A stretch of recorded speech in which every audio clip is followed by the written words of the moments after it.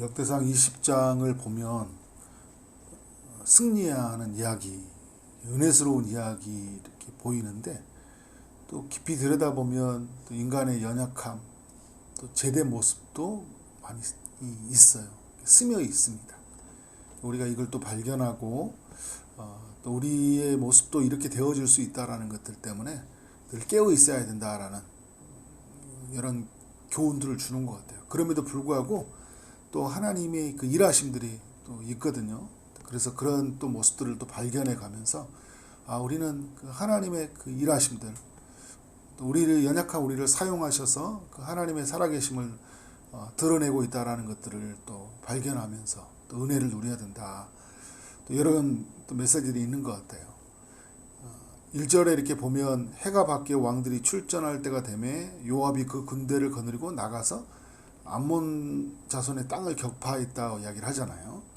이 19장에서도 어떤 일이 났습니까? 다윗의 군대가 암몬 자손을 격파하는 이야기잖아요.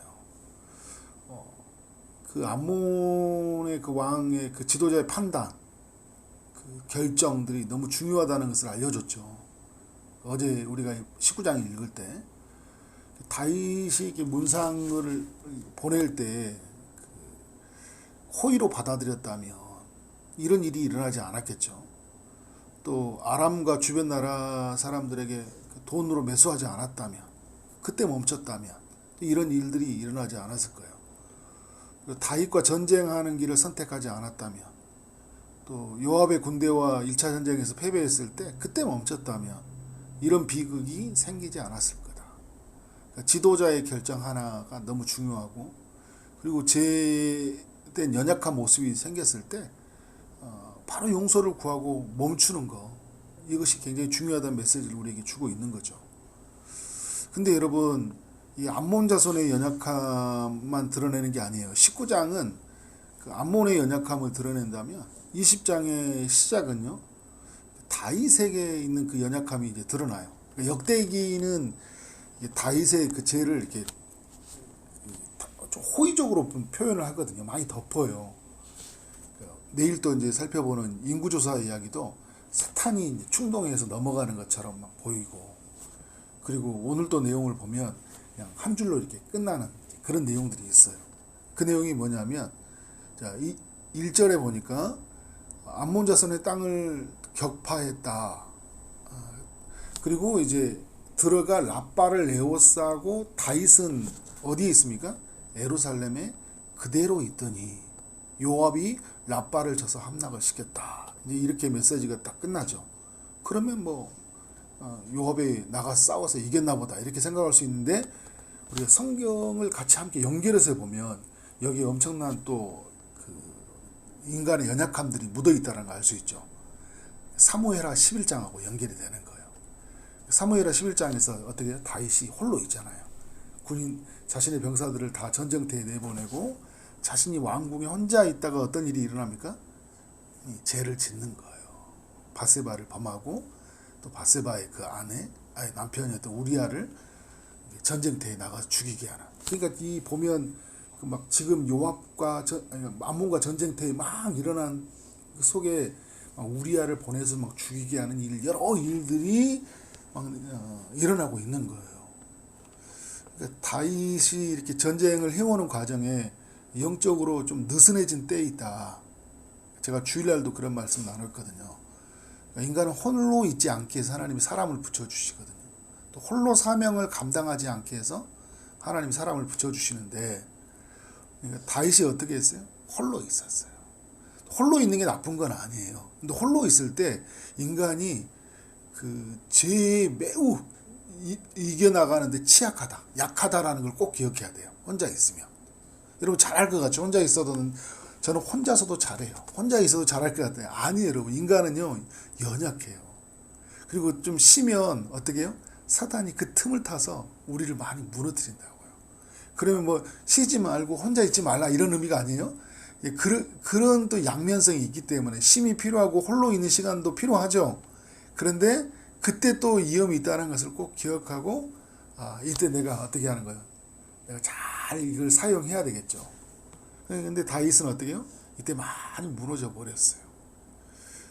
한편에서는 전쟁에 승리하는 이야기가 있지만 나는 어떻게 해요? 완전히 죄에 무너져 버린 이야기가 있는 거예요.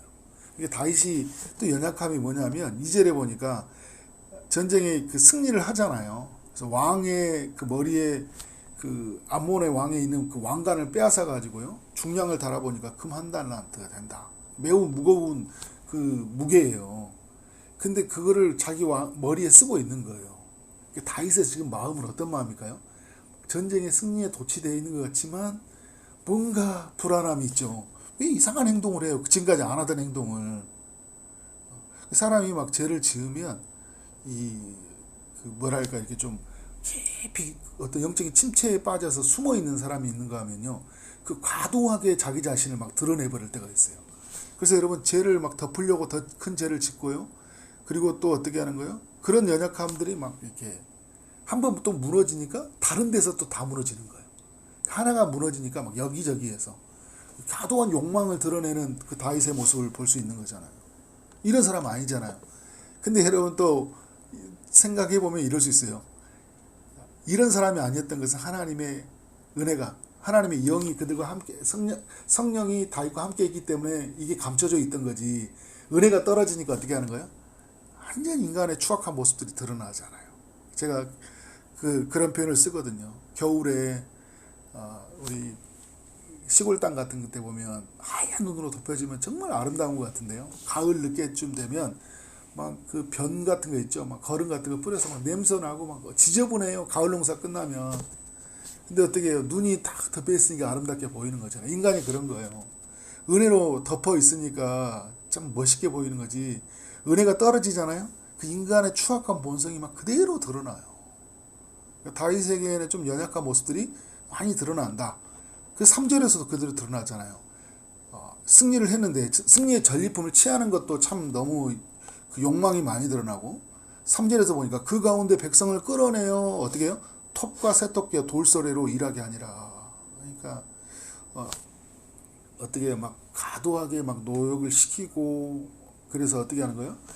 좀 그 악한 군주처럼, 통치자처럼 보여주는 그 다윗의 모습들. 물론 다른 편을 생각한다면 승리로 인해서 얻어지는 전리품, 승리로 인해서 얻어지는 어떤 고난, 권리, 또 이렇게도 볼 수 있겠죠. 그런데 사무엘하 11장하고 연결해 보면 이 다윗에게 너무 무리하다. 다윗은 어떻게 많이 무너져 있다. 그러니까 전쟁으로 승리는 얻었지만 그의 내면은 무너져 있었다. 우리가 이제 그렇게 볼 수 있는 거죠. 그래서 여러분, 우리 늘 이렇게 깨어 있어야 되는 것 같아요. 우리도 이런 거예요. 교회에 막 부흥도 있고요. 막 우리와 함께 있는 사람들 막 엄청난 좋은 이야기가 있어, 우리 가정에. 근데 내가 무너져 있는 거예요. 정작 나는 무너져 있는 거예요. 난 너무 두려운 거예요. 난 너무 지금 하나님과 멀어져 있는 거예요. 내 안에는 막 죄가 가득해 있는 거예요. 그럴 수 있어요, 여러분. 그럴 수 있다라는 것을 보여줘요. 역대기는 이제 다윗의 언약의 하나님의 신실성, 이런 다윗에 불구하고 하나님은 그 다윗을 통해서 자신의 뜻을 이루신 것을 보여주니까 약간 감추고 지나가거든요. 근데 우리는 성경의 사무엘과 연결해 봤을 때는 지금 다윗의 심리는 매우 무너져 있다. 그런데 하나님의 약속은 신실해서 그럼에도 불구하고 하나님은 어떻게 다윗을 통해서 자신의 일을 이루고 계시거든요. 그러나 여러분, 또 이런 가정에서 역대기로 본다면 또 좋은 메시지를 발견할 수 있는 게 뭐냐면, 이럴 수 있어요. 여러분, 다윗이 제가 아까 말했던 것처럼 홀로 있는 거, 그게 잘못된 건 아니에요. 그리고 예를 들어서 자기가 전쟁에 나가지 않고 부하에게 맡긴 거, 이것도 잘못된 건 아니죠.